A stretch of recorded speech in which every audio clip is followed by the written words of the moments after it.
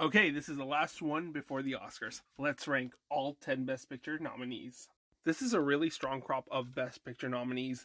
They're all exceptional films and very diverse from one another. None of them feel the same, which is a great testament. The only film that I wish was on this list is The Iron Claw, because that movie is phenomenal and needs to be watched and appreciated more.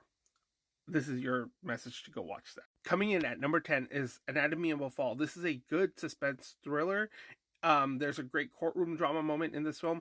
It is a little bit slower paced and it takes a while for it to really get to the good parts, but it's a movie that keeps you questioning about the whodunit, and as more layers are being pulled away, you kind of see the depths of the relationship and how toxic it was. I just wish it had a more satisfying ending. Number 9, Maestro. This is a really well directed movie. The direction, the production, the sound, the makeup, the performances, all of it is just truly exceptional.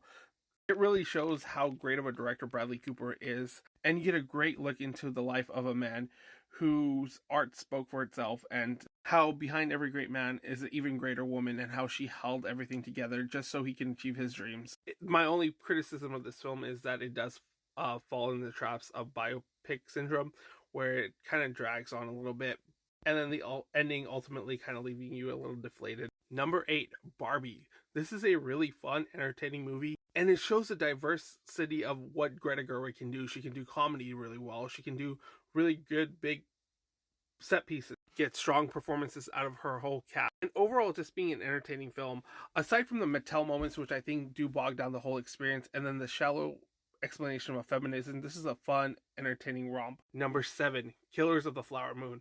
This is another exceptional movie that really excels in production, performances, direction, music, just the amount of care that Martin Scorsese even put into this film, and really shone a light on these atrocities that were happening to the Osage people that don't get talked about that much. This was Lily Gladstone's breakout performance, and she's completely amazing in this film, where she outacts Leo DiCaprio and Robert De Niro. Number 6, Poor Things.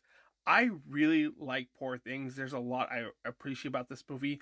The performances, the direction, the production design, the music, just the absurd story of it all. And this bizarro premise that really explores womanhood and a person exploring their own autonomy. And it has probably Emma Stone's greatest performance to date. There is just one moment that really drove me out. It's kind of incestuous and it really bothered me. But other than that, this is a truly exceptional film. Number 5, American Fiction. This is a really thought-provoking, really well-written, really well-acted movie all around. It balances drama and humor and satire very well. I love that at the basis of it, it's just about a family struggling with a great loss. I wish the satire elements were a little bit sharper, especially what the trailers made it out to be.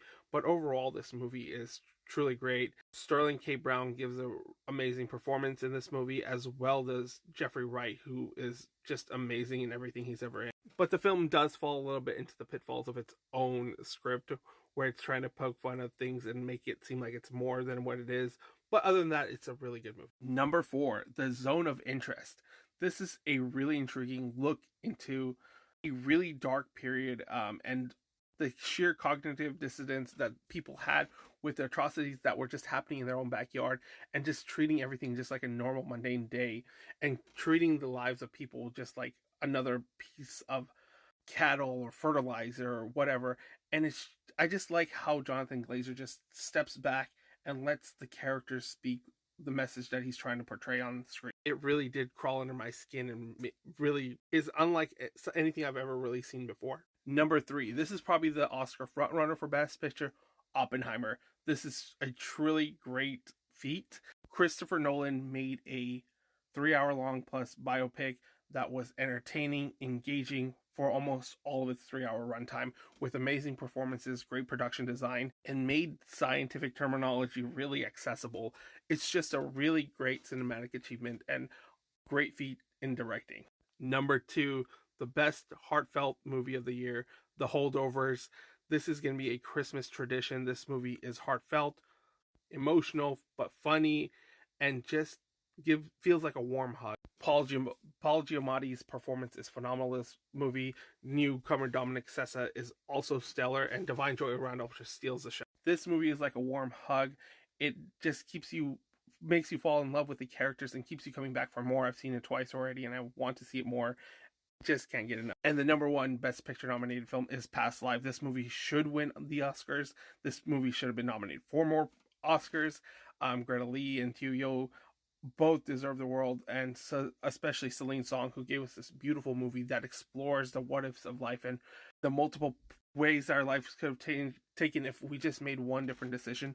It's such a beautifully well told movie, so emotional, so powerful. It lingered with me. It's probably one of the greatest movies I've seen in a very long time. It just resonates with me on such an emotional level. I just think this movie excels at everything it set out to do, and it really deserves a lot more attention and praise.